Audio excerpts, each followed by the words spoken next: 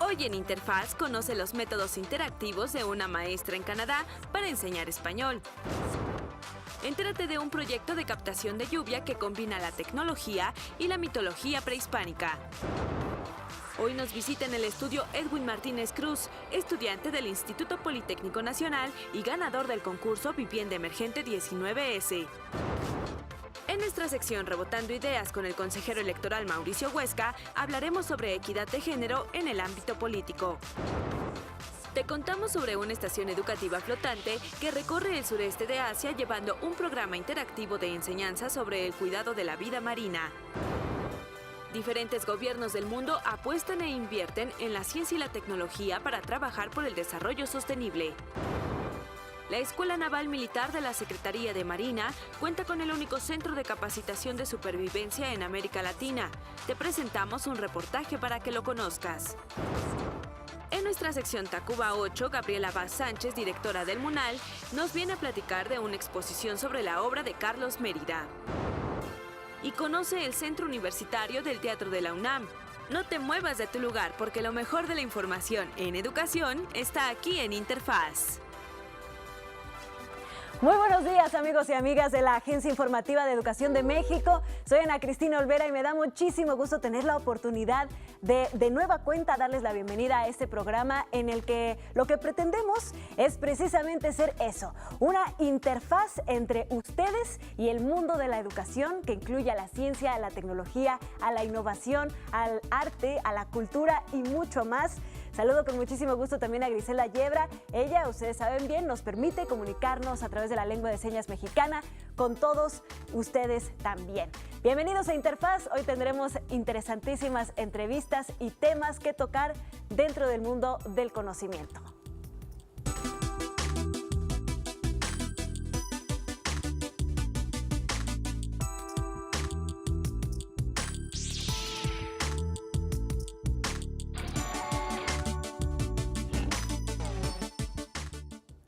Cada vez más personas se inclinan por trabajar en el exterior. ¿Saben haciendo qué? Dando clases de español.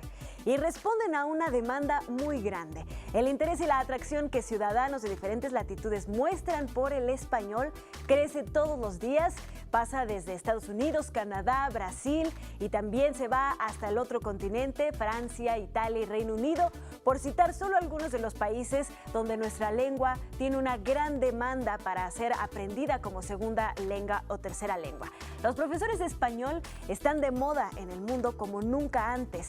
Nuestra lengua, el número de hablantes nativos, alcanza ya los 477 millones de personas. También es el segundo idioma de comunicación internacional después del inglés y el tercero más utilizado en Internet, porque experimenta un crecimiento en la red de 1.4% en los últimos 16 años. Estas cifras están incluidas en el informe El Español, una lengua viva, que fue publicado por el Instituto Cervantes en el 2017. En este contexto, la fortaleza de nuestra lengua genera otros fenómenos añadidos, como el incremento, por ejemplo, de los salarios de los docentes que lo enseñan en el extranjero. Existen otros datos que evidencian el crecimiento de la enseñanza del español, pues más de 21 millones de alumnos hoy estudian español como lengua extranjera. Tras el inglés, nuestro idioma compite con el francés y el chino mandarín por el segundo puesto entre las lenguas más estudiadas de todo el mundo. En la Unión Europea se disputa con el alemán el tercer lugar después del francés. Y en los Estados Unidos literalmente no tiene competidor. Es el idioma extranjero más estudiado en todos los niveles de educación, esto sin contar a la gran comunidad de hispanohablantes que viven en los Estados Unidos, que alcanza más de 40 millones. En el caso de Canadá, un país que, de acuerdo con la Dirección General de Estadísticas del país, de la hoja de Maple, cada vez aumenta la diversidad lingüística, pues los más de 35 millones de habitantes, cerca de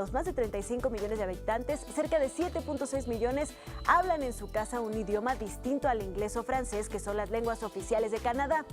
Esta proporción aumentó en casi 1 millón. La demanda del español ha crecido tanto en Canadá que diversas universidades lo están implementando en sus programas educativos, tanto que el español se ha convertido en la segunda lengua extranjera estudiada en el país de la hoja de Maple.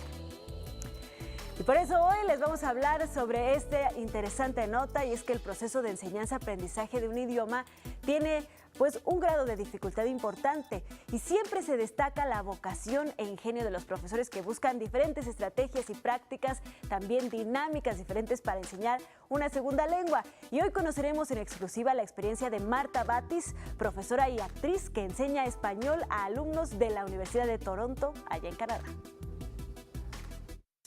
Y traduzco y aparte escribo mis libros y mis cosas y soy mamá y hago el súper y cocino y limpio y trapeo. Ella es Marta Batis, escritora, actriz y académica méxico-canadiense, licenciada en Letras Inglesas por la UNAM, maestra y doctora en Literatura Latinoamericana por la Universidad de Toronto.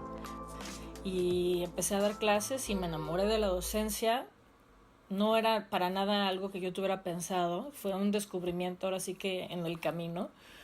Y me encanta, y entonces eso es lo que hago ahora. Marta es profesora de español, de traducción y de creación literaria en el campus Glendon de la Universidad York y en la Universidad de Toronto, en Canadá.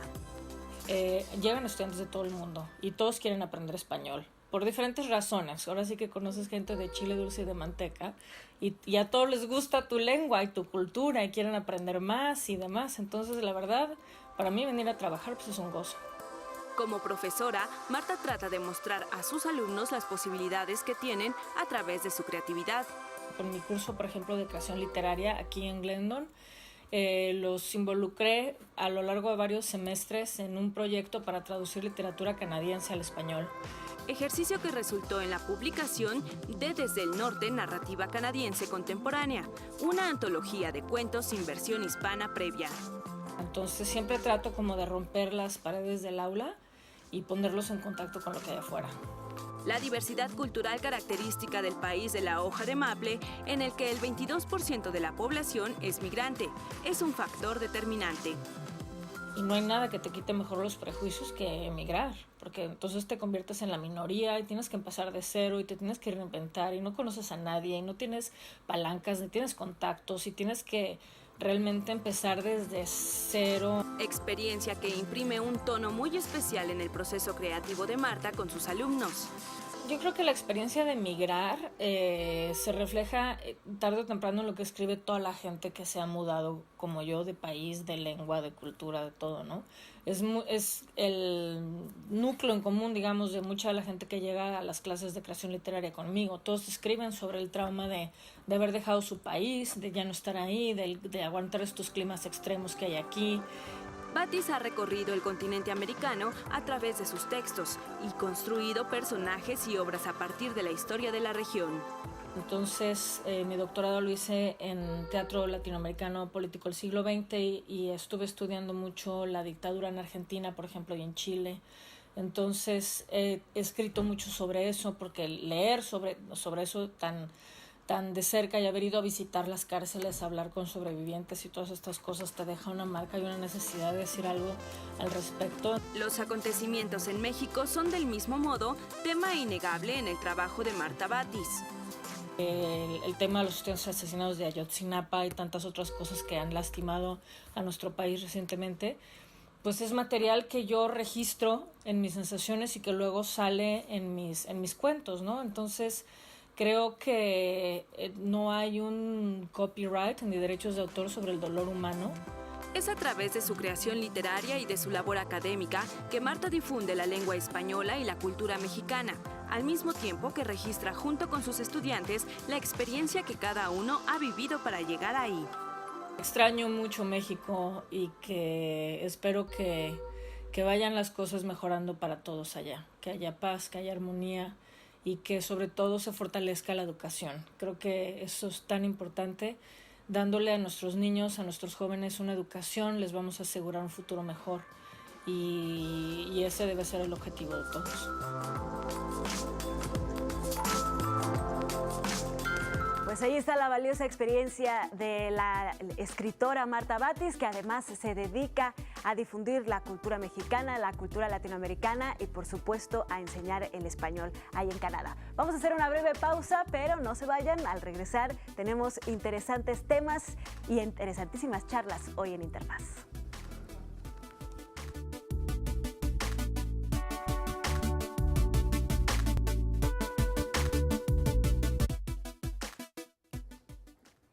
Gracias por continuar con nosotros en Interfaz. Y bueno, hace unos días aquí en la Ciudad de México vivimos una situación bastante peculiar que fue por una reparación del sistema Cutzamala, que es el sistema que provee de agua pues para el uso diario en las casas de esta gran urbe, en muchas de las colonias y muchas de las alcaldías, pues tuvo que tener una reparación mayor y esto provocó que pues cortaran el suministro por varios días. Esta fue una situación bastante compleja, pero que sobre todo nos hizo reflexionar acerca de lo que tenemos que hacer para que nuestras ciudades sean más funcionales, más sustentables, para ahorrar recursos. Y hoy en Interfaz vamos a platicar de un proyecto, bueno, primero que nada de un talento de un joven mexicano que pues creó un proyecto que precisamente pues ayuda a gestionar este tipo de situaciones y que demuestra que si nos lo proponemos podemos generar soluciones a todo tipo de problemas.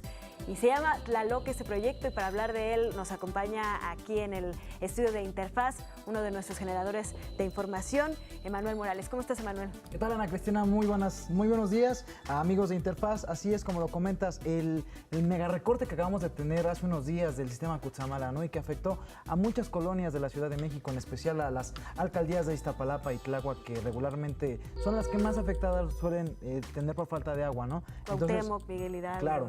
Entonces, como bien lo dices, eso nos hizo concientizar sobre la importancia del agua y de que a veces no le damos el uso necesario y la desperdiciamos. Lamentablemente nos tardamos mucho tiempo bañándonos, regando las plantas o algo por el estilo, y no la reutilizamos. Este chico creó un dispositivo para captar agua de lluvia. Creo que es algo muy sencillo, pero yo creo que a nadie, o por lo menos a mí, no se me hubiera ocurrido. Y bueno, además paradójico, ¿no? Porque justamente, precisamente en estos días donde hubo recortes en el suministro de agua en la Ciudad de México, pues también vimos caer unas lluvias torrenciales. Claro. Y en los días pasados, y uno dice, bueno, ¿y a dónde se va toda esta agua? Claro. No hay agua en las tuberías y está lloviendo muy fuerte, ¿no? ¿Cómo podemos optimizar ese tipo de fenómenos y situaciones? Claro, o sea, como dices, la gran paradójica de hay lluvias torrenciales, pero hay falta de agua potable o agua que podemos utilizar. Y es bien cierto que el agua de lluvia se puede utilizar. Claro. Pero la cuestión también es cómo utilizarla correctamente. Sí, porque tampoco es así de agarrarla y claro, usarla. Claro, la utilizas para lavarte los dientes o para bañar, todo por el estilo. No es tan fácil, ¿no? Pero este dispositivo que creó este chico es algo muy sencillo, pero muy útil, que se puede utilizar tanto en la Ciudad de México como en otros lados de la República Mexicana. Lo han utilizado ya en comunidades, en alejadas que no tienen este acceso a las tuberías o al agua, ¿no? Claro. En general. Y tiene un componente también muy interesante que mezcla pues la cosmovisión y la teología, ¿no? Claro, mexicana. Sobre todo hablando de este dios Tlaloc, que es el dios de las lluvias, el dios del agua, y cómo los que proveían a la gente, a las personas de la lluvia, eran justamente los tlaloques. Y pues de ahí viene este nombre. Vamos a ver la nota. De acuerdo con la mitología mexica, los tlaloques eran los ayudantes del dios de las lluvias Tlaloc. Eran los encargados de repartir la lluvia por la tierra en vasijas. Con base en esta historia, Enrique Lobnitz, un joven mexicano egresado de la Escuela de Diseño de Rhode Island en Estados Unidos, creó el Tlaloque, un sistema de captación y aprovechamiento de agua de lluvia que consiste en un diseño que permite interceptarla, recolectarla y almacenarla. Su función depende del hecho de que cuando llueve, los primeros 5 más o menos 10 minutos de un aguacero van a estar lavando el techo y el agua va a caer más sucia, y después de eso ya va a caer más limpia. Entonces, observa. Una pelota dentro de un tubo va a servir para que toda el agua sucia que cayó al principio quede sellada y el agua limpia ya pueda pasar a la cisterna. El Tlaloque, simplemente haciendo esta separación de primeras aguas, logra reducir alrededor de un 75% la cantidad de contaminación que pasa a tu cisterna, comparado con si nada más mandaras directo un tubito de tu techo a una cisterna. El agua sucia que permanece en el Tlaloque también se puede utilizar. El agua del Tlaloque la podemos utilizar en WCs, la podemos usar para riego, para lavar el piso, para lavar autos, pero en la cisterna vamos a tener el agua limpia que vamos a usar nosotros dentro de la casa. El Tlaloque permite conectar superficies de hasta 140 metros cuadrados y elegir cuántos litros de lluvia vas a separar. Tiene una capacidad total de 210 litros y es que se adapta a 3 diferentes tamaños de techos con la capacidad de ajustar el volumen de líquido que se desea separar. De acuerdo con su creador, elimina entre 60 y 80% de los contaminantes antes de que el agua entre a la cisterna, y la diferencia es muy evidente.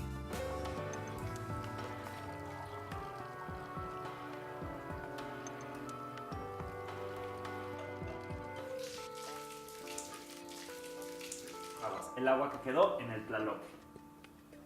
Es muy grande la diferencia de calidad de agua entre lo que cae al mero principio y lo que cae después del aguacero.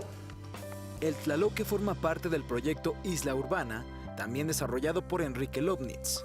Esta iniciativa pretende construir a gran escala sistemas de captación pluvial que, según sus cálculos, suministrarían a cada hogar 6 meses al año. Hasta ahora, Lobnitz y su equipo han instalado más de 2.000 sistemas en 4 años, beneficiando a cerca de 16.000 personas en las zonas con problema de escasez de agua en la Ciudad de México. Pues una verdadera maravilla, Emanuel. Y bueno, además comentábamos otro aspecto muy importante, ¿no? Que es el tema de la movilidad académica. Este chico, Enrique Lobnitz, se va a estudiar a Rhode Island, Estados Unidos, y regresa a apoyar a su comunidad, porque él es originario de aquí, de la Ciudad de México, y él sufrió esta escasez de agua que muchas veces, aparte de este recorte que tuvimos hace unos días, han habido recortes anteriormente. Y hay, como lo comentábamos al principio, hay alcaldías que sufren, aunque no haya recorte, sufren de escasez de agua. Entonces, él había sufrido sobre esta escasez y al irse a estudiar a Rhode Island, Estados Unidos, regresa. Entonces, ahí se evitó una fuga de cerebros y al contrario, vino a apoyar a las comunidades de su país.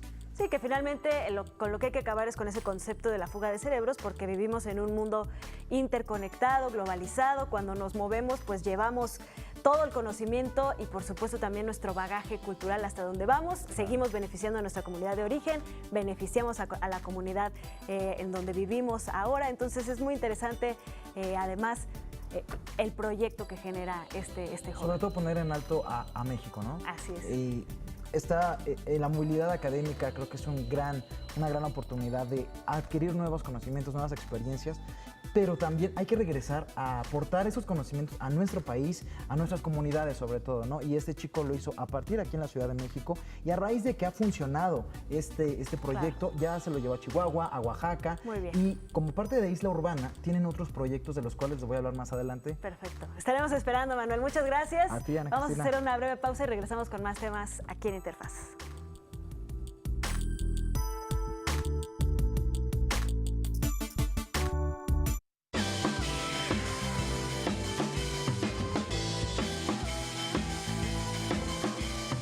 Gracias por seguir acompañándonos en Interfaz y vamos ahora a iniciar, ya vimos un sistema, un invento para recolectar agua, pero hay muchas otras formas de volvernos más sustentables y de, por supuesto, hacer frente a cuestiones de emergencia. Y por eso tenemos también esta interesante charla el día de hoy en Interfaz. Les voy a dar un poco de contexto. El Colegio de Arquitectos de la Ciudad de México y la Sociedad de Arquitectos Mexicanos organizaron un concurso que se llama Vivienda Emergente 19S. Y pues tenemos aquí uno de los interesantes proyectos ganadores de este concurso, pero estábamos platicando, además de que ya son finalistas de otro concurso de la UNAM, de que el CONACYT ya los contactó para exponer este fantástico invento en la Semana de la Ciencia y la Tecnología. Y hoy me acompañan aquí en el estudio Edwin Martínez de la Cruz, estudiante del Instituto Politécnico Nacional, y es el maestro Manuel García Sayas, que también es docente del Instituto Politécnico Nacional.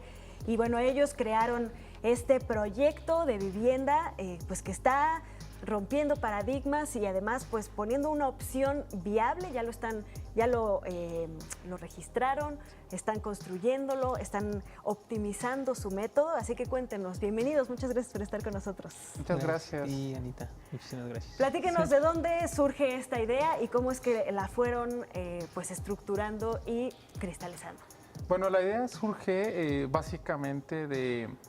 En las bases del concurso decían que teníamos que generar un prototipo de vivienda ligero, que fuera de fácil transportación y que fuera de fácil montaje también para cualquier tipo de emergencia, en este caso de un terremoto. Claro. A partir de ahí nos dedicamos a hacer investigación para no hacer un producto que solamente produjera más bien una solución a la necesidad de vivienda emergente después de un temblor, sí, sino también después de un tsunami, un huracán o lo que fuera. Entonces vimos una forma que estructuralmente hablando tuviera alta resistencia y que pudiera aprovechar todas las circunstancias climáticas, incluso para también ser sustentable. Claro. En este caso hicimos otro tipo de investigación para economizar en materiales. Utilizamos de hecho solo 3 materiales y la consigna también que nos propusimos es de que cualquier persona sin un conocimiento técnico la pudiera montar en un periodo máximo de 6 horas. Fantástico. Edwin, ¿cómo te involucraste tú con este proyecto y cuál ha sido tu rol? Pues mira, de inicio, al momento de involucrarme fue el poder contactar a todos los compañeros para poder unirnos, porque técnicamente fue un concurso al que entramos. Sí. Y técnicamente fue esa mi participación de inicio, como que buscar a quiénes íbamos a participar y que pues todos quisieran. Y lo padre fue que todos a quienes conozco ahí en la universidad quisieron y pues participamos. El rol que he llevado durante todo hasta este momento ha sido al inicio estuvimos viendo las propuestas de diseño, cómo íbamos a manejar la forma, cómo se iba a dar, cómo se iba a proyectar. Incluso el arquitecto nos dio una idea de cómo poder dar con la forma con mayor facilidad, y caímos en el origami para poder dar pues la solución de que fuese fácil de transportar. O sea, esto es plegable. Y entonces es bastante sencillo que lo pueda armar 4 personas en una aproximada de 6 horas. Y hasta ahorita he venido viendo los procesos junto con el arqui y todo el equipo de cómo podemos sintetizarlo todavía más para que sea más fácil todavía de armar y pese menos. Es lo que estamos buscando, que sea más ligero, pero que a la vez realmente funcione para lo que queremos. Claro. Yo creo que este tipo de oportunidades nos dan pues muchas pautas de cómo tiene que ser el desarrollo científico y tecnológico, ¿no? Por un lado, la cooperación, la solución de problemas muy aterrizados que vive nuestra sociedad, y también la interdisciplinariedad y el trabajo en equipo, ¿no? En este proyecto me imagino utilizaron nociones de arquitectura, de ingeniería, para hacerlo sustentable, de otras muchas cosas. ¿Qué tipo de conocimientos, de disciplinas, de estudiantes tuvieron que conjuntar para lograr este proyecto? Bueno, básicamente un arquitecto, como nuestra carrera es ingeniero arquitecto, tiene que tener como ya lo mencionaste, una multidisciplinariedad muy grande, porque no solamente es el aspecto de ingeniería o de arquitectura, sino también la cuestión económica, la cuestión administrativa, la cuestión social, la cuestión política, la cuestión cultural, y todo esto nos lleva a generar un producto en donde todas las personas pueden estar cómodas, confortables y demás. ¿Por qué el ámbito político, por ejemplo? Es un producto que nosotros queremos apoyarnos en ellos y decir, la ciudad requiere de un producto así, que lo vimos ahora en el 19 de septiembre, en donde en lugar de estar improvisando, nosotros tenemos que tener ya algo en stock. Y prácticamente sacarlo. Entonces ahí vemos esa parte porque política. Estamos en una zona sísmica, en una zona donde pegan huracanes, donde hay cualquier tipo de desastres, son comunes, ¿no? Desde las lluvias. Exacto. Y entonces la parte cultural, porque en ocasiones hay personas, lo vimos también, nos tocó formar parte de brigadas en el tema de salvaguardar la seguridad de las personas ahora en el sismo, y hay una zona de San Gregorio en Xochimilco donde inclusive hay profesionales que queriendo ayudar pero no tenían el conocimiento, y culturalmente hablando había personas que les decíamos, oye, te podemos construir una casa con ciertas características, y nos decían no, porque no me siento seguro, ¿no? Entonces hicimos también un estudio cultural, y vimos que esta cuestión del origami, que es mucho más como amigable culturalmente hablando con las cuestiones que tenemos culturales en nuestro país, dijimos, esto sí creo que sí se puede adaptar, y en muchas personas nos decían, esto está muy padre, o sea, yo sí quisiera vivir ahí, quisiera formar parte de este proyecto, y está bien. Y entonces sumamos otras cuestiones, ¿no? Las cuestiones económicas. Dijimos, tenemos una vivienda emergente, pero que no va a tener conexiones eléctricas ni demás. Bueno, vamos a ver de qué manera podemos hacerlo sustentable desde el punto de vista energético. Y con 2 celdas muy sencillas podemos tener que en el día capten la energía, Y en la noche normalmente las personas lo que sí nos sueltan es el celular y es para estar comunicados. Sí. Entonces con esto ya tenemos luz en la noche y tenemos una fuente energética para cargar los teléfonos celulares y seguir en contacto con todas las necesidades sociales. Claro. Pues es verdaderamente interesante este proyecto que han desarrollado. Vamos a hacer una breve pausa y al regresar me gustaría que me contaran más a fondo esto que me estaban comentando antes de entrar al aire, que es pues este nuevo reconocimiento, que son finalistas del concurso de la UNAM, que el CONACYT los va a llevar a la Semana Nacional de la Ciencia, y cómo pueden pues estar en contacto con el proyecto, colaborar, porque como ustedes dicen, está en evolución, ¿no? Lo siguen perfeccionando. Sí, claro. Vamos a hacer una breve pausa y regresamos con esta interesante charla en Interfaz.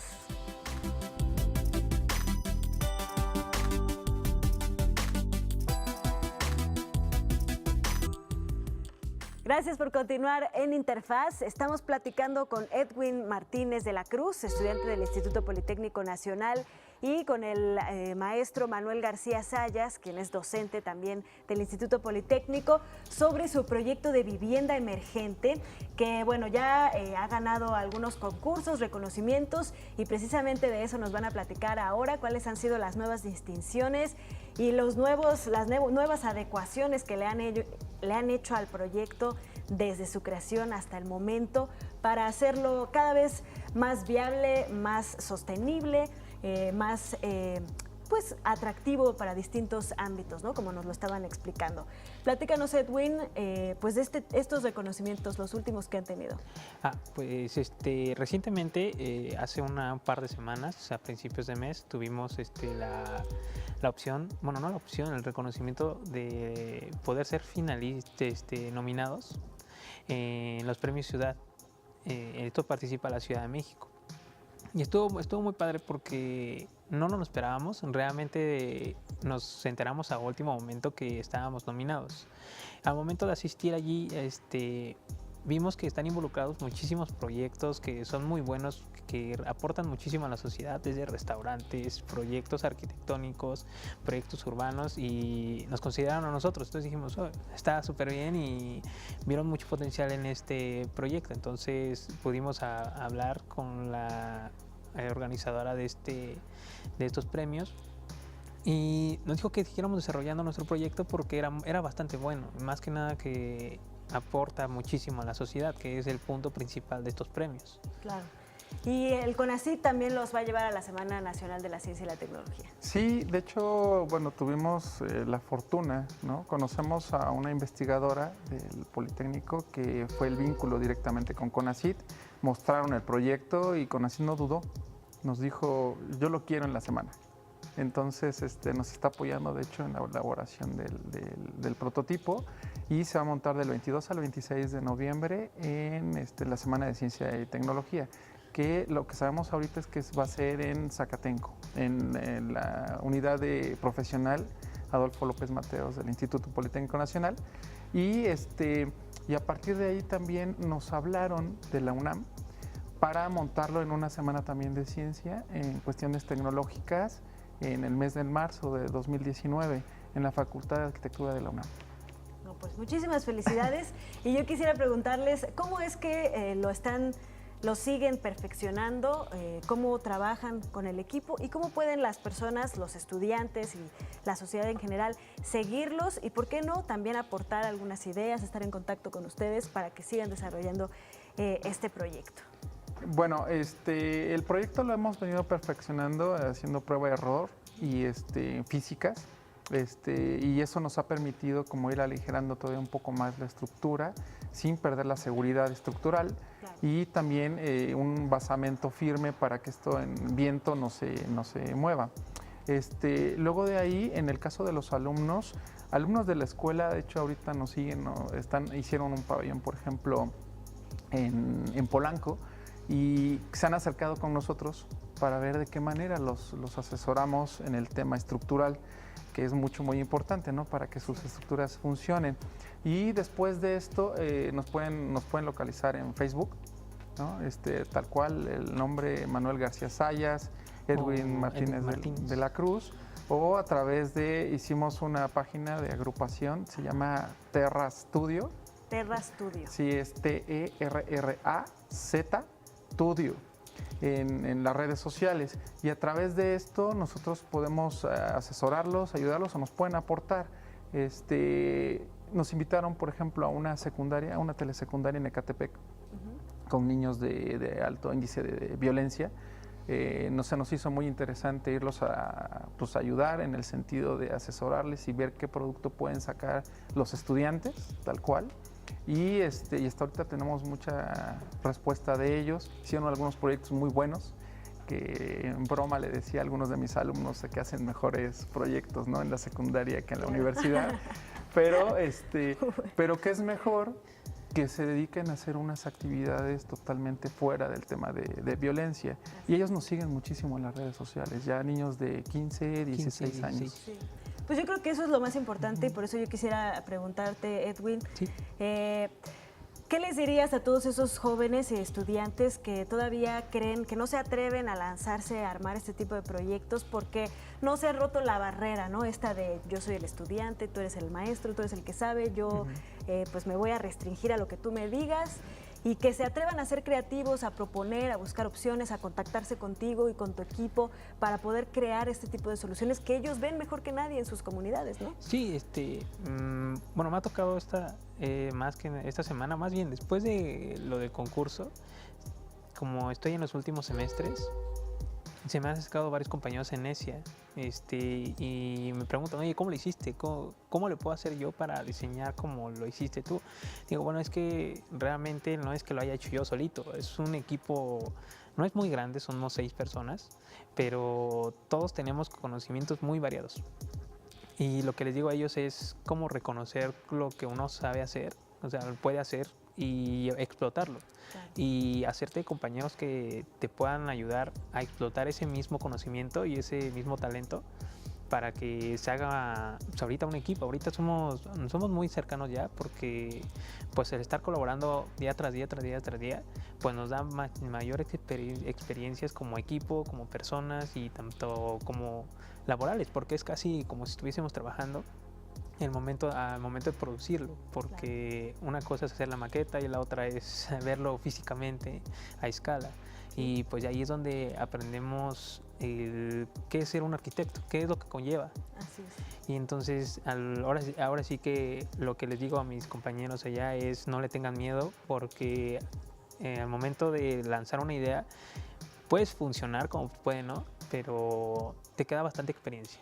Y este rol de maestro con alumno, yo lo veo como que para estos tiempos ya debería ser diferente, porque más que un maestro autoritario o como una figura que manda, ahorita yo lo veo como más como un amigo, o sea, que una colaboración y un amigo, porque uno se puede atorar en el tema de diseño o en cualquier otro tema, y ellos que ya traen más experiencia, más vivencias, entonces uno nos puede asesorar como más fácilmente, ¿no? Dice, no, pues tranquilo, puedes sacarlo adelante todo esto. Pues muy bien, Edwin. Dicen que enseñar es, o más bien, dar clases es un proceso en el que uno enseña y 2 aprenden, ¿no? Así que, pues muchísimas felicidades por este fantástico proyecto. Los esperamos pronto para que nos sigan contando de todos sus éxitos y sus avances, y les deseamos muchísimo éxito. Muchísimas gracias. Gracias por habernos acompañado. Vamos a hacer una breve pausa y seguimos con más temas en Interfaz. No se vayan.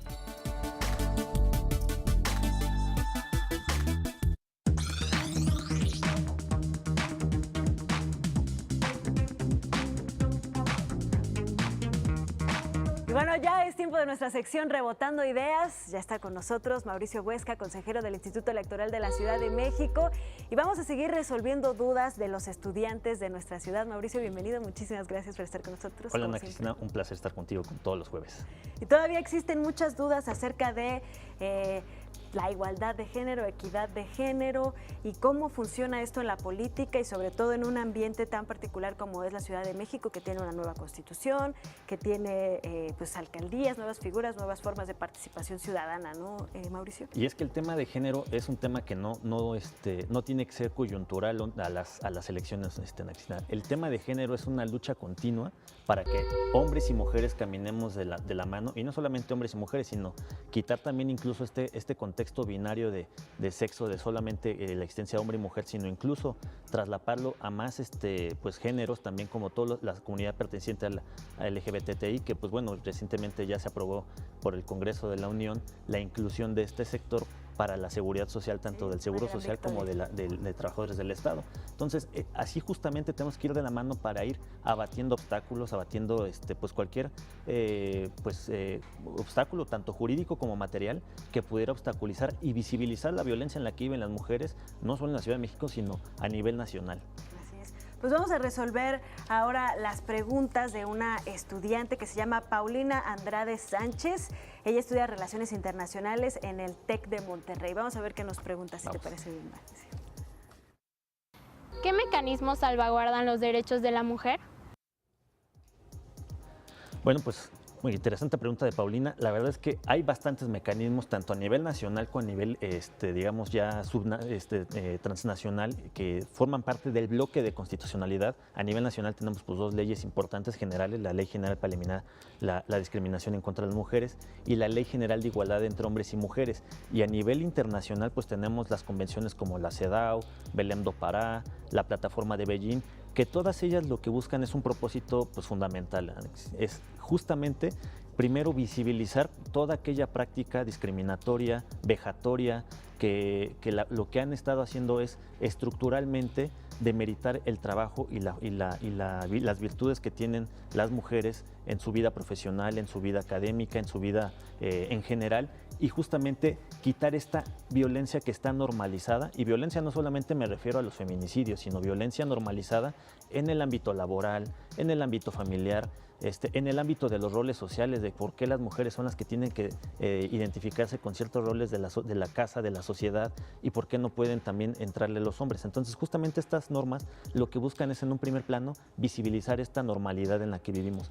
Y en un segundo plano, justamente, pues ya eliminar estos obstáculos que están imposibilitando a las mujeres tener una vida plena en derechos, en igualdad de condiciones como con los hombres, por ejemplo. Así es, y pues que es muy importante que sea normado, ¿no? Porque lo comentábamos con Flavia, esa vez que vino aquí a acompañarte a tu sección, pues que cuando se trata de un sector de la población que representa más de la mitad, pues ya no es una cosa de dar chance o algo así, sino es algo que tiene que ser así por simple representación, por simple la diversidad. Pues, derecho natural de la diversidad de la sociedad, ¿no? Claro. ¿Te parece bien si vamos a ver la segunda pregunta?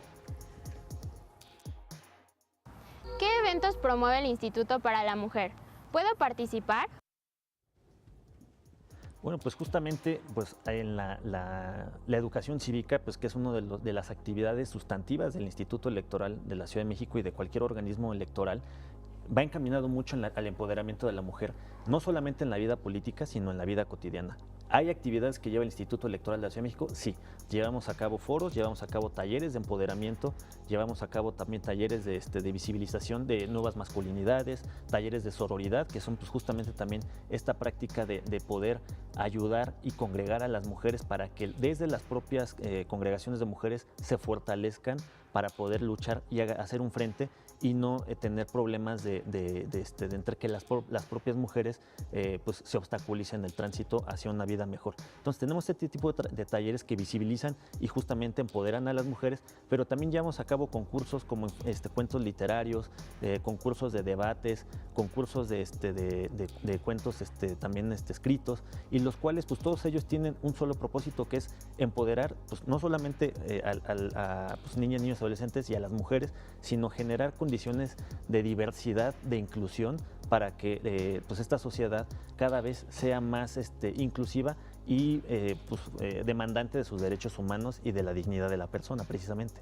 ¿Cómo se accede a estos cursos o a la información de la impartición del instituto? De estos claro, talleres? Nosotros tenemos 33 juntas distritales, en órganos descentralizados en el instituto, a lo largo y ancho del territorio de la Ciudad de México. Se pueden acercar, las direcciones están en el portal del Instituto Electoral de la Ciudad de México o directamente a las oficinas centrales del instituto y podernos contactar para efecto de que nosotros podamos focalizarlo o mandar a una persona a los talleres que estén, digamos, en su circunscripción o a nivel centralizado. Muy bien. Vamos a ver la tercera pregunta, si te parece.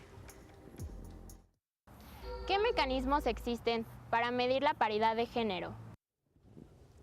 Pues eso también es muy importante, ¿no? Porque una vez que existen las normas, luego cómo medimos que se estén cumpliendo. Fíjate que es muy importante la pregunta y no es una cosa menor. ¿Por qué? Porque hemos dicho que hemos transitado de una igualdad formal a una sustantiva, en el sentido de que antes la Constitución preveía que tenía que haber igualdad entre hombres y mujeres. Pero esta era una igualdad formal en tanto que las mujeres realmente y efectivamente no estaban ocupando el 50% de cargos importantes. Entonces se dijo que ya entramos a una igualdad sustantiva cuando entramos a esquemas de paridad, es decir, 50% integración de congresos, 50% integración de alcaldías, Senado, en fin.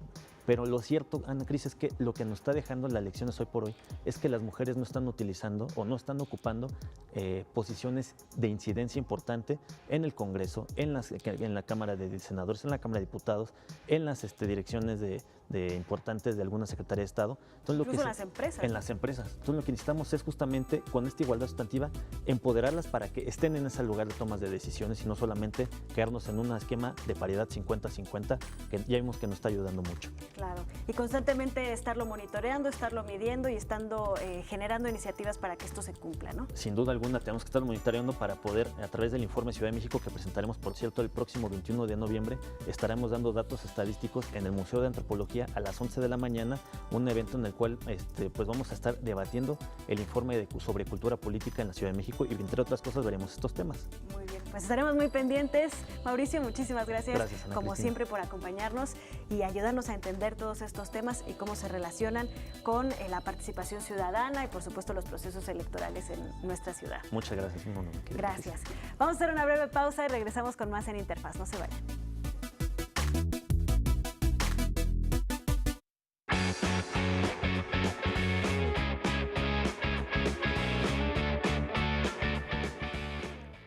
La Estación Educativa Flotante Calabia es un barco que recorre el sureste de Asia llevando un programa interactivo de enseñanza sobre el cuidado de la vida marina. Vamos a conocer más sobre este navío en el reportaje que nos preparó nuestra compañera Carla Rodríguez. Este pequeño tiburón que parece caminar comparte su nombre con el barco Calabia, que navega por las costas de la localidad de Rayampa, en Indonesia, allá en el sureste de Asia. La embarcación recorre 100 villas llevando a los locales un programa interactivo de enseñanza sobre el cuidado de la vida marina.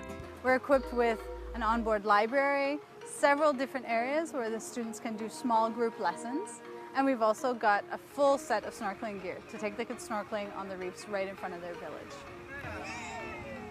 We've also got on board an open-air cinema. We invite the entire village out in the evenings to come and watch films and presentations about conservation.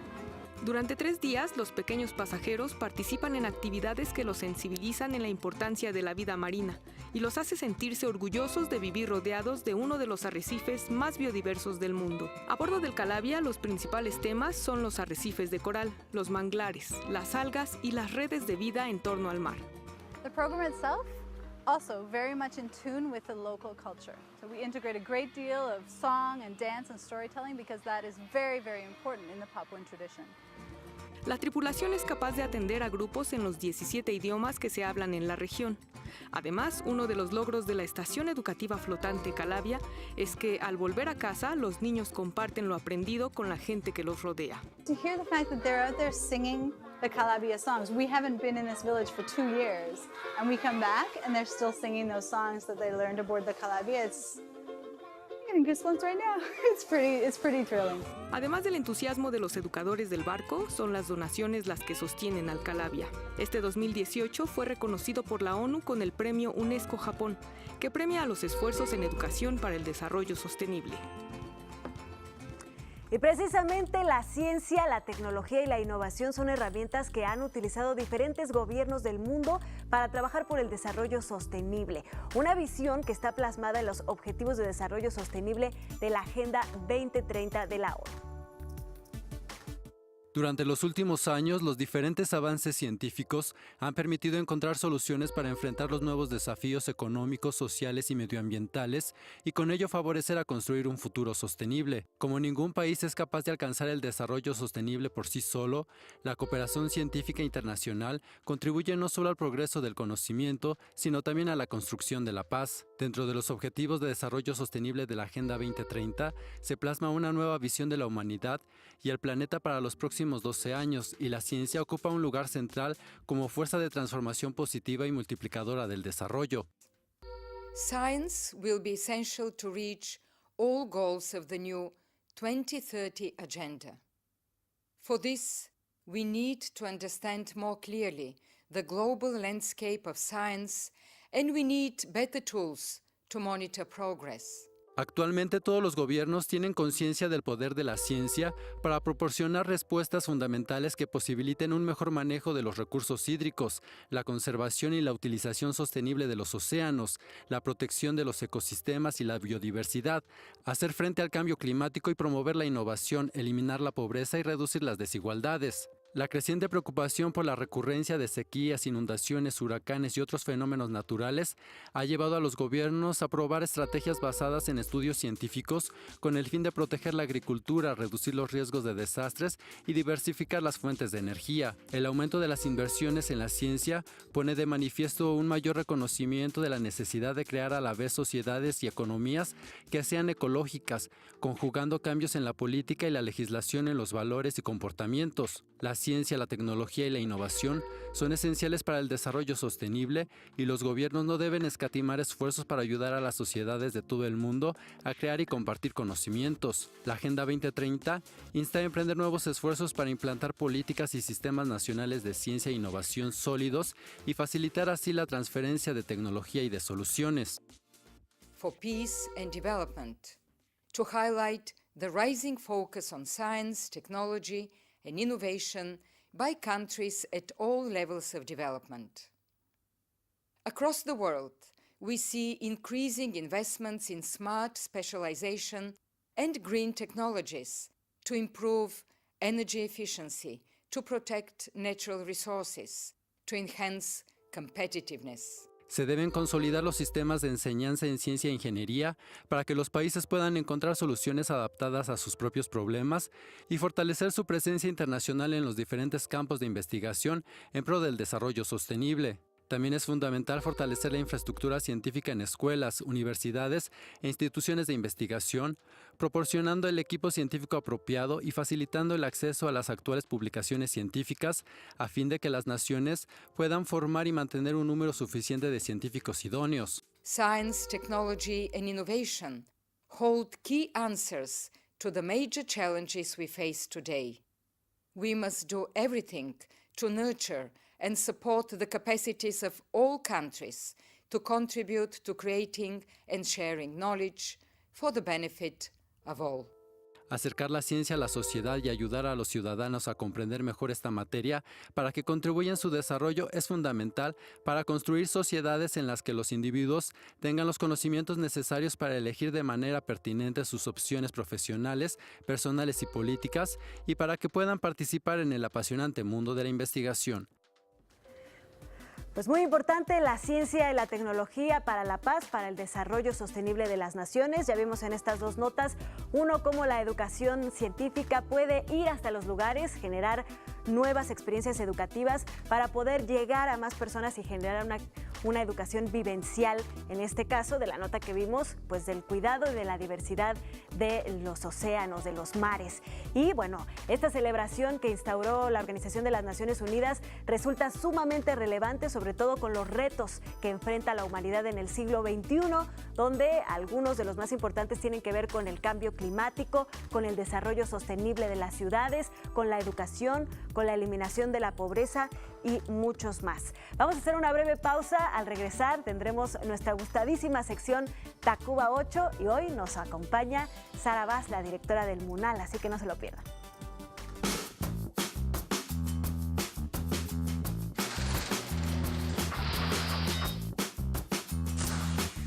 El famoso guitarrista, compositor y vocalista de la banda británica Queen, Brian May, Es además doctor en astrofísica.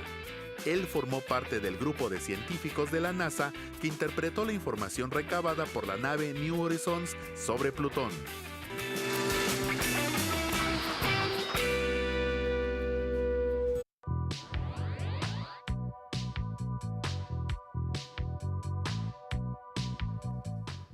Hoy tenemos nuestra gustadísima sección Tacuba 8 con el Museo Nacional de Arte y nos acompaña en el estudio nada más y nada menos que la doctora Sara Gabriela Vaz Sánchez. Ella es directora del Museo Nacional de Arte, que se ubica, siempre nos gusta recordarlo y por eso se llama esta sección así, en la calle de Tacuba, en el número 8, en el Centro Histórico. Y hoy nos viene a platicar pues de una exposición que digamos que cierra, pone el broche de oro a este 2018 y todavía se extiende por algunos meses del 2019, que es la exposición de Carlos Mérida. Sara, muchísimas gracias por estar con nosotros. Al contrario, muchas gracias por invitarnos, como siempre, por esta sección. Y en efecto, pues cerramos ya el año con este gran proyecto que cocinamos muchísimo tiempo, que es Carlos Mérida, Retrato Escrito. Vamos a tenerlo ya a partir del día de mañana para todo público. El día de hoy es la inauguración y nos va a dar muchísimo gusto que puedan acompañarnos porque la verdad fue una investigación pues muy concienzuda y sobre todo es un trabajo de recuperación de una figura importantísima para el arte y el urbanismo mexicano, ¿no? Platícanos un poco para todos aquellos que no conocen a este gran personaje, Carlos Mérida, o que no saben los detalles de todas sus diferentes facetas. ¿Quién es Carlos Mérida? Claro, Carlos Mérida es un artista de origen guatemalteco. Él estaba interesado en su juventud por la música, por dedicarse a la música. Tiene una enfermedad que lo obliga prácticamente a quedarse casi sordo y no puede dar continuidad con esa inquietud que tenía previamente. Así es que se interesa por otras formas de arte. Parte de viaje a Europa a principios del siglo XX y se conecta con Amadeo Modigliani, se conecta con las vanguardias históricas y artísticas del siglo XX. Y al regresar contrae matrimonio y él decide que pues, finalmente va a hacer una síntesis entre sus raíces indígenas. Él es un mestizo, prácticamente del tronco zapoteca, pero siempre convivió en Guatemala con el grupo Maya Quiché. Entonces, lo que él quiere hacer al regreso a América es justamente sintetizar esta vanguardia europea, las aportaciones de Europa, de Fernand Léger, de Pablo Picasso en sí mismo. Quiere sintetizarlo y quiere lograr una producción propia, pero americana, ¿no? Una vanguardia americana. Entonces, sin dejar de lado sus raíces indígenas, lo que va a hacer pues justamente es eso, abrevar en la forma, en la liberación paulatina, por ejemplo, del color respecto de la forma, y va a venir a México en el año 1919. Así es que justo por eso, en el año 2019 se conmemoran 100 años de la llegada de Carlos Mérida a México con nosotros. ¿Qué implicó pues hacer toda esta exposición, esta curaduría? Supongo que trajeron obra de otros museos. ¿Qué implicó todo esto y cómo es que lo fueron configurando a lo largo de este año? Así es, pues difícil. Bueno, esto surge a raíz de que muchas cosas. Se nos dona en el año 2000 el archivo Carlos Mérida por parte de Alma Mérida, de la hija del artista. Recibimos este archivo y empezamos a trabajarlo. Imagínense, ¿no? Mucho tiempo entre catalogación, ponerlo a disposición, etcétera, etcétera. Tenemos también una investigación que abreva en los archivos de la Galería Arbil. Esta galería con Víctor Acuña y Armando Colina ha sido muy entusiasta promotora de este proyecto. Tenemos también el archivo de la Galería de Arte Mexicano y a partir de todo eso se fue construyendo una narrativa que nos permite enfocar a Carlos Mérida desde el punto de vista personal. Pero lo más bonito de esta curaduría, yo creo, es al haber contado con la posibilidad de indagar en su autobiografía. Es inédita, no está publicada, pero esta autobiografía es justamente la que va a conducir al visitante por la exposición y por las propias etapas del trabajo de Carlos Mérida. Es decir, nosotros no estamos mediando con nuestros textos, ¿no? Como curadores o como visión de museo, obviamente hay una visión, pero no en las cédulas que va a encontrar el público, sino más bien se va a encontrar directamente con citas de Carlos Mérida extraídas de su autobiografía y que van a estar en relación con este tipo de trabajo. ¿Esta autobiografía de dónde la consiguieron? ¿Cómo tuvieron acceso a ella? Está en archivos, digo, no hay ningún problema, pero no es algo que esté publicado y que usualmente se difunda, como por ejemplo la autobiografía de José Clemente Orozco. Claro. Entonces, bueno, quisimos aprovechar esto, va justamente a abrir la exposición con una gran pieza de Carlos Mérida, un autorretrato muy importante y el despliegue de la autobiografía, pero pues lo bonito es que el público se va a poder ir enterando justamente de todo el proceso que lleva a cabo internamente como persona y como artista en sus viajes a Europa, en su encuentro con otros artistas, en su encuentro con las vanguardias, en su relación con la música, en su relación entre el color y los tonos cromáticos, por ejemplo, y el color, la aplicación de color. Va a ser como un viaje muy interesante, yo creo, no solo por la psique del propio Carlos Mérida, sino también por esta capacidad que tiene de integrar raíces indígenas con vanguardia europea. Y bueno, ustedes también siempre preparan una serie de talleres, de charlas, de actividades en torno a las exposiciones que montan en el MUNAL. ¿Qué otras cosas vamos a poder encontrar durante el Carlos Mérida? Hay varias sorpresitas. Vamos a trabajar un videomapping al final de la exposición. Por supuesto, tenemos una mediación por parte de nuestra área de comunicación educativa que va a estar acompañando ciertas piezas y que es un discurso que va a estar planteado en unas hojas de sala. Vamos a tener, por supuesto, un programa de actividades que ya está justamente confirmado para el público. Pues hay muchas cosas que ver todavía en torno a esto y ciertamente estas actividades complementarias nos permiten darle una dimensión distinta, pues no solamente a una narración o una narrativa planteada por los curadores, sino nos permiten justamente hacer este servicio de acercamiento y pues vengan, no hay nada más, ¿no? Sara, y bueno, con esto digamos que cerramos el año en el MUNAL. ¿Cuáles serían los puntos que te gustaría destacar de este año? Híjole, bueno, fue un año muy movido, fue un año muy grato. Sin duda un punto que no podemos olvidar es Caravaggio, una obra, un legado. Fue un gran trabajo de gestión y la verdad, una confluencia muy bonita entre la gente del Instituto Nacional de Bellas Artes, el trabajo en equipo que hicimos en el museo, pero también el haber podido colaborar con diferentes instancias privadas como en el Green Power, que en realidad gracias a esta empresa fue que pudimos tener pues esta gran exposición de la obra de Caravaggio. Después tuvimos Nahui Olin, que fue también un hito importante, y ahora la verdad es que sí me gustaría destacar junto con Carlos Mérida que este año tuvimos un gran trabajo de renovación de nuestras salas de exposiciones temporales, algo que ya era urgente hacer a 18 años de la primera gran inversión que tuvo, y parte de este trabajo tiene que ver con el sistema de iluminación, que en realidad pues ayuda mucho no solamente a la mejor mostración de las obras, de los trabajos artísticos, sino también a la conservación. Y esto pues lo tenemos también gracias a la participación de terceros. Así es que yo creo que ha sido un año muy completo en donde hemos podido demostrar que se puede colaborar de gran manera entre instancias públicas e instancias privadas. La iniciativa privada en este caso nos ha ayudado muchísimo, nuestro patronato, las empresas que se han acercado a nosotros, ¿no? Tenemos mucho que agradecer. Pues Sara, yo creo que sin duda ha sido un año bastante rico, lleno de experiencias, lleno de grandes actividades que se realizaron en el MUNAL. Por favor, te invito y te pido que nos acompañes antes de cerrar el año para que hagamos ahora sí una retrospectiva completa, un análisis, puedes traerte invitados para que platiquemos y pues analicemos este año fantástico en el MUNAL. Invitar a todos a partir de mañana que visiten la exposición de Carlos Mérida, Retrato Escrito, ahí en Tacuba 8. Claro que sí, pues muchísimas gracias. Encantada, acepto la invitación como siempre. Perfecto, pues nos vemos pronto aquí en el estudio de Interfaz. Vamos a hacer una breve pausa y regresamos con más, no se vayan.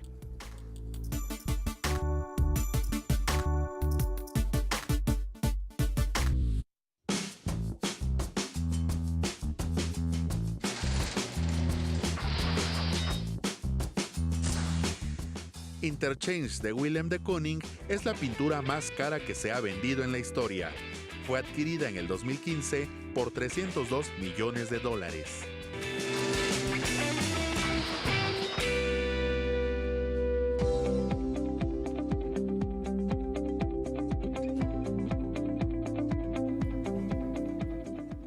Gracias por seguir en Interfaz. Y bueno, la Escuela Naval Militar de la Secretaría de Marina tiene el único centro de capacitación en supervivencia de toda América Latina.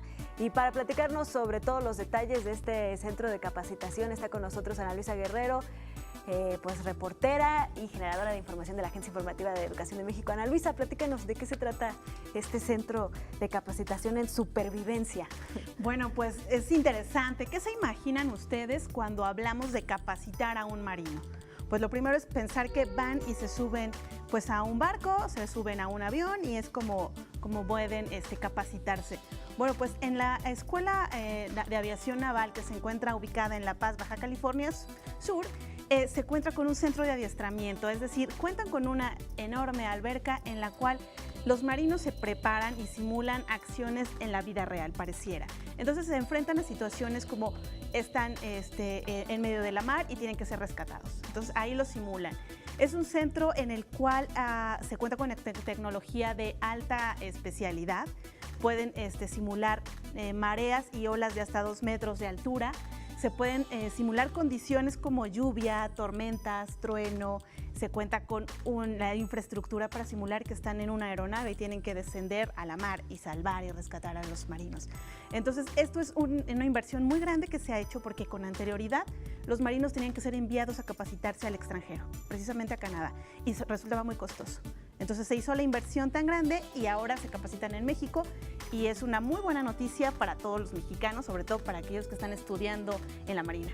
Pues vamos a ver el reportaje que nos preparaste, Ana Luisa, desde allá, precisamente desde Baja California. Así es. Sobrevivir en alta mar es una de las habilidades que deben adquirir los marinos. En la actualidad, México cuenta con las tecnologías de última generación con las que se les prepara en labores de rescate y resistencia para salvaguardar la vida en diversas situaciones de riesgo. El Centro de Capacitación Integral de Supervivencia en la Mar de la Escuela Naval Militar en La Paz, Baja California Sur, es el espacio en el que se prepara a los estudiantes a salir avante de diferentes escenarios de emergencia marítimos. La práctica de este ejercicio se realiza desde una embarcación menor de casco rígido de 16 pies, propulsada por un motor eléctrico de 15 HP, la cual se amadrina la plataforma de 5 metros de altura que simula el costado de un buque por el cual debe abordar el personal.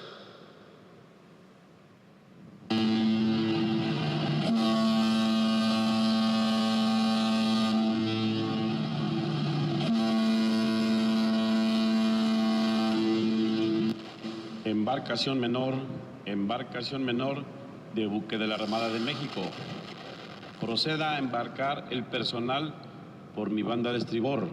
Repito, proceda a embarcar el personal por mi banda de estribor, buque de la Armada de México.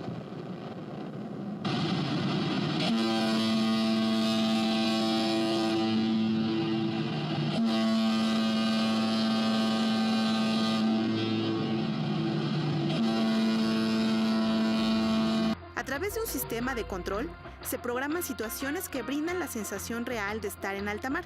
El dispositivo generador de olas proporciona diferentes estados de la mar con marejadas de hasta 2 metros, en tanto que las bocinas estereofónicas instaladas reproducen sonidos de clima como tormentas y truenos, así como de motores de aeronave o colisión de un buque. Las luces recrean el amanecer, el día, el atardecer y la noche, mientras que el sistema de efectos ambientales proporciona viento, lluvia, neblina y relámpagos. Este centro inició sus operaciones en febrero de 2018 y prepara a los alumnos a incrementar las capacidades de supervivencia del personal que realiza funciones de guardia y vigilancia costera, aérea y marítima, así como fuerzas especiales para el desarrollo de alguna operación en la mar, su inserción en paracaídas, un buque o una plataforma marítima. Entre los entrenamientos destaca el uso de una silla de escape invertido en la que se realizan ejercicios de adaptación al agua mediante apnea y con equipos de respiración de emergencia, lo que le da a los alumnos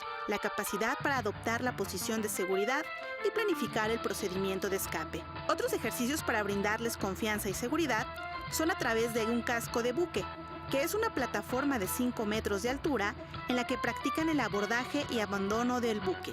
Estas prácticas físicas y anímicas también incluyen técnicas de salto, activación, uso y procedimientos para abordar la balsa salvavidas.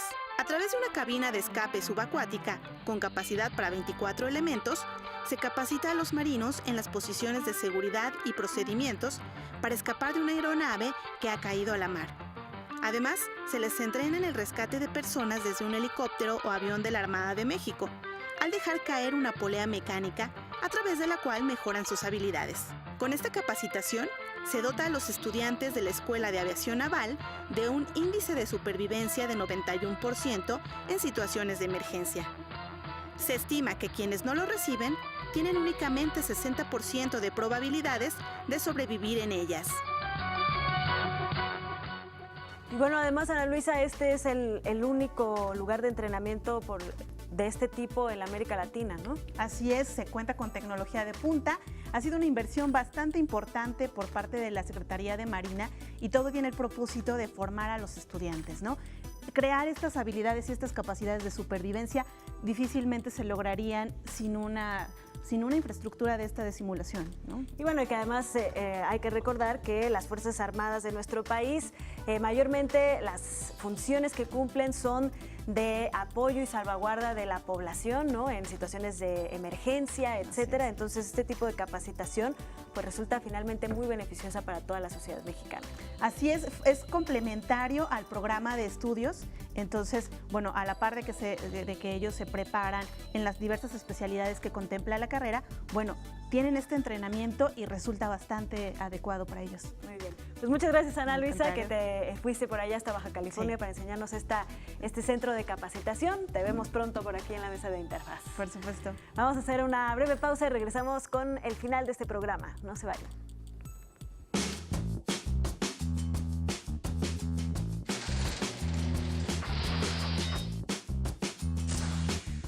El Museum of Art Fakes en Viena, Austria, está dedicado únicamente a la exhibición de falsificaciones.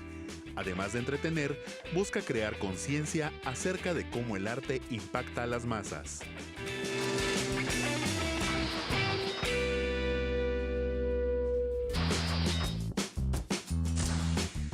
Pranab Kalyan, cuando tenía 9 años, se convirtió en el programador más joven del mundo, tras superar el examen de especialista de tecnología de Microsoft. Su ídolo es Bill Gates y su sueño, trabajar para la NASA.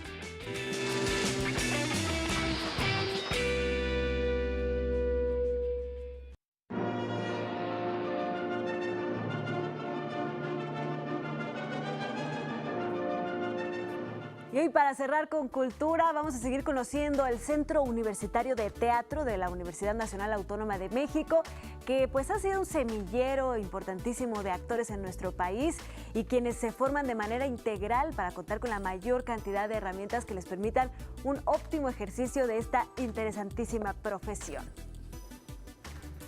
La calidad de los actores mexicanos es reconocida internacionalmente y en gran medida el Centro Universitario de Teatro es uno de los factores que han tenido un papel fundamental en la formación actoral que se complementa con diversas actividades, como cuenta a la Agencia Informativa de Educación de México su director Mario Espinosa. Servir en una escuela como esta es un privilegio, el contacto con los jóvenes, con los profesores, el poder replantear siempre el rumbo de una escuela, que tampoco se hace solo, se hace acompañado de los demás, tratar de sacar oportunidades para que los alumnos también se expresen. Esta es una escuela que tiene una revista de estudiantes, donde los estudiantes hacen también sus montajes, más los montajes que hacemos como iniciativa de la escuela misma, del centro. Y tenemos otra cosa que también es importante, este nexo con el mundo de afuera lo consideramos fundamental y por eso siempre estamos recibiendo artistas relacionados con el teatro, nacionales y extranjeros que vienen de visita al país o que vienen a dar unas conferencias, y entonces, ya sea manera de taller, de conferencia, de conversación, siempre estamos propiciando el encuentro entre estudiantes y artistas vigentes que están haciendo obra.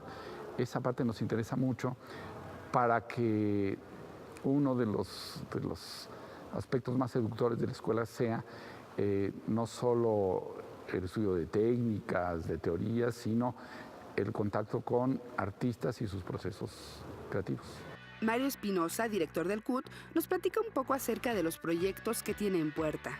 En estos momentos tenemos varias obras viviendo. Tenemos ahora la puesta en escena y temporada de titulación de una generación que con esta obra se va, que se llama Palinudo en la escalera, que codirigimos Clarice Malerios y yo, y estará en temporada hasta diciembre y luego en enero.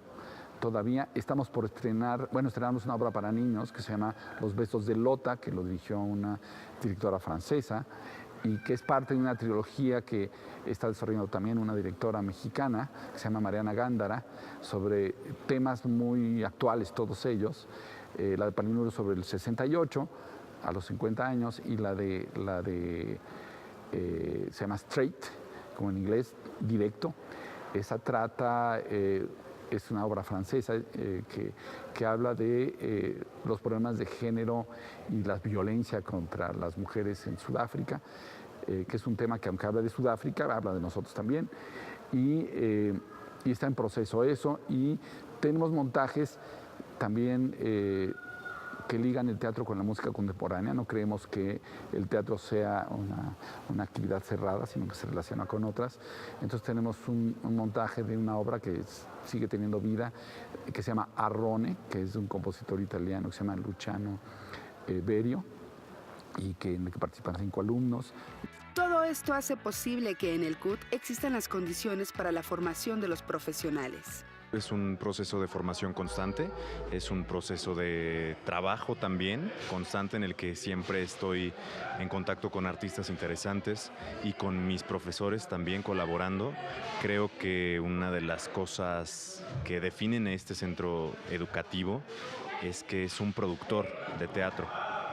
Está siempre procurando iniciativas que involucren a sus alumnos, apoyando a sus exalumnos y generando una especie de comunidad artística que siempre se distingue por estar colaborando en proyectos de vanguardia.